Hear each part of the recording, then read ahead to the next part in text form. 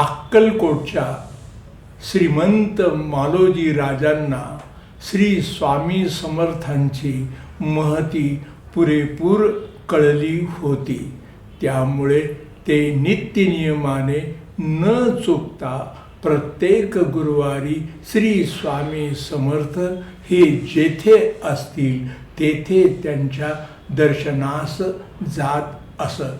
एके दिवशी मात्र अगदी सहजच श्रीमंत मालोजी राजांनी आपल्याबरोबर मोठा लावाजमा घेतला. त्यामध्ये भालदार, चोपदार, अंगरक्षक, ललकारे, हलकारे आदी प्रचंड विपुल अशा लावाजमासह मोठ्या ऐटीत राजेशाही थाटात ते श्री स्वामी समर्थांच्या दर्शनास निघाले. त्याच वेळी श्री स्वामी समर्थांच्या दर्शनास अनेक दर्शन इच्छुकही आलेले होते. त्यात अमेरिकेच्या कोडॅक कंपनीचे 2 फोटोग्राफरही होते. सर्वाप्रती समत्वाने आणि ममत्वाने वागणाऱ्या श्रीमंत आणि गरीब असा कोणताही भेदभाव श्री स्वामी समर्थांपुढे नव्हता. राजा असो अथवा रंक असो ते सर्वांनाच समानत्वाने वागवीत असत. अशाच वेळेला श्रीमंत मालोजी राजे हे प्रचंड लावाजमासह हत्तीच्या अंबारीमधून दर्शनासाठी येत होते. हत्तीवरून पाय उतार होताच ते श्री स्वामी समर्थांच्या दर्शनास गेले. श्री स्वामी समर्थांच्या चरणावर नमस्कार करतानाच ते उठून उभे राहिले.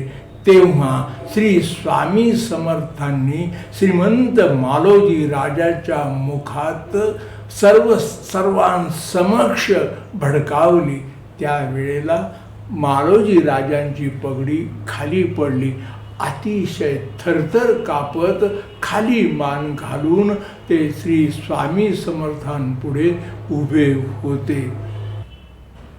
श्री स्वामी समर्थ मालोजी राजावर कडाडत म्हणाले की तुझ्यासारखे राजे आम्ही अनेक बनवतो व नष्टही करतो. तुझे मोठेपण आणि राजेपण हे तुझ्या राजवाड्यात. श्री स्वामी समर्थांचे हे शब्द ऐकून मात्र मालोजी राजे गर्वगळीत झाले. अक्षरशः थरथर कापू लागले. त्यांनी श्री स्वामी समर्थांच्या पुढे नतमस्तक होऊन त्यांना साष्टांग नमस्कार केला व ते आपल्या घरी राजवाड्यात परतले. इकडे अक्कलकोटात आणि अक्कलकोटाच्या पंचक्रोशीमध्ये मात्र सर्वत्र वार्ता पसरली आणि त्यामुळे आता येथून पुढे श्रीमंत मालोजी राजे हे स्वामी समर्थांच्या दर्शनाला जाणार नाही अशा तऱ्हेचा अंदाज लोकांनी बांधला. परंतु मालोजी राजांना श्री स्वामी समर्थांचे दैवी सामर्थ्य माहीत होते. त्यामुळे ते दर गुरुवारी नित्यनियमाने सर्वसामान्य माणसासारखे अनवाणी पायाने दर्शनात जात असत.